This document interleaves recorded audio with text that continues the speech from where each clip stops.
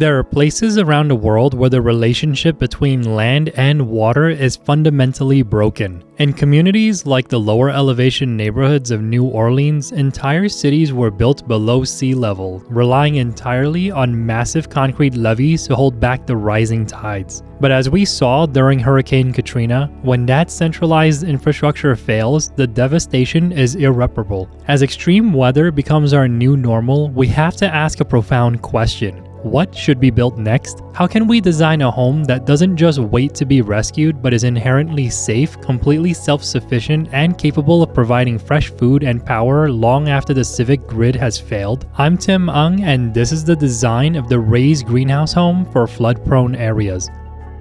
Today, we're exploring how we can build resilient homes that protect our families when the water rises. The philosophy of this home is simple. You can't fight the water, but you can let it pass beneath you. In flood-prone areas, elevation is the best defense. But it's not just about height, it's about the right materials. The foundation of this home utilizes reinforced concrete piers. The concrete keeps the primary wood framing high off the ground, safe from minor recurring floods. However, if a catastrophic storm surge does reach the structural framing, we engineered it using heavy timber similar to the treated wood used to build ocean piers. It's designed to get wet, dry out rapidly, and maintain its structural integrity without harboring deadly black mold or rusting away like traditional stick-built framing. Beneath the home, the open space provides room for parking and shaded outdoor living, but anchoring the entire structure to the earth are two massive reinforced concrete towers. These towers provide lateral support against hurricane-force winds, and they safely house all of the home's critical utilities away from floodwaters. When a major storm hits, the power grid is usually the first thing to collapse. To survive, the home must become its own power plant. Looking at the roof, the southeast and southwest planes are clad in a heavy-duty, hurricane-rated solar array. This array is connected to a massive battery bank housed in the utility room in the home. This allows the house to generate electricity throughout the day, store it, and maintain essential functions. It means that the family can keep their food cold, charge their communication devices, and keep the lights on while they wait for the floodwaters to recede. At the center of the roof is a glass skylight positioned directly over the interior greenhouse. Unlike my previous designs that feature massive glass roofs, this skylight is intentionally minimal in size. It's engineered with high-impact, hurricane-resistant glass to withstand the extreme force of flying debris, striking a careful balance between letting in necessary sunlight and protecting the envelope of the home. Before we step inside this greenhouse home, let's take a look at the spatial organization.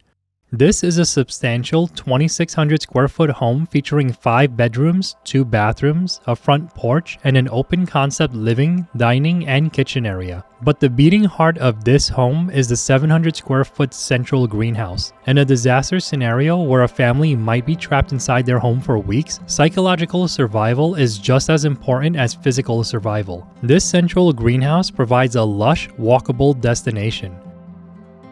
Inside, a beautiful terrace garden is built with deep raised planters. It surrounds a central architectural staircase that leads directly up to the skylight, a crucial functional design that allows the homeowner to easily inspect the glass or install emergency storm shutters without needing a dangerous tall ladder. To keep the plants thriving in the sweltering heat of the south, the greenhouse is tied directly into the home's mechanical cooling system, but it also breathes passively. Automated vents at the skylight and the surrounding walls create a stack effect ventilation, pulling hot air out of the roof and drawing cooler air up from the shaded underbelly of the house. Surrounding this central survival garden are the primary living spaces. Because the home is elevated a full story above the ground, walking through the interior feels like living in a modern treehouse with expansive elevated views of the tree canopy. The living room features a massive sectional sofa with seating for 8, flanked by casement windows. Adjacent to this is the dining area, positioned perfectly between dual exterior windows and the sliding glass doors of the greenhouse. When you open all of these doors, the cross ventilation is incredible, allowing the entire house to breathe even though the air conditioning is powered down to conserve the solar batteries. At the far end of the common area is the kitchen, featuring a large center island and a deep walk-in pantry to hoard emergency dry goods and canned foods. Because it sits right next to the greenhouse threshold, the family has immediate access to harvest fresh produce, herbs, and vegetables, ensuring a continuous supply of fresh, nutrient-dense food regardless of what's happening to the supply chains outside. When it's time to rest, the home offers a sprawling private wing with 5 bedrooms, ensuring extended family can shelter together during a crisis. Each room is generously sized for a king bed and features impact-resistant windows.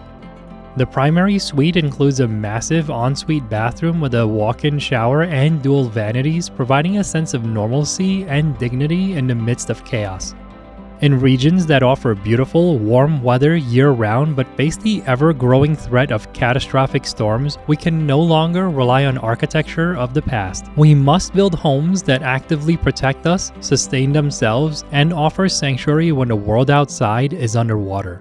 This is the design of the raised greenhouse home. I hope this design challenged your perspective on what should be built next, and consider subscribing for more design ideas like this one.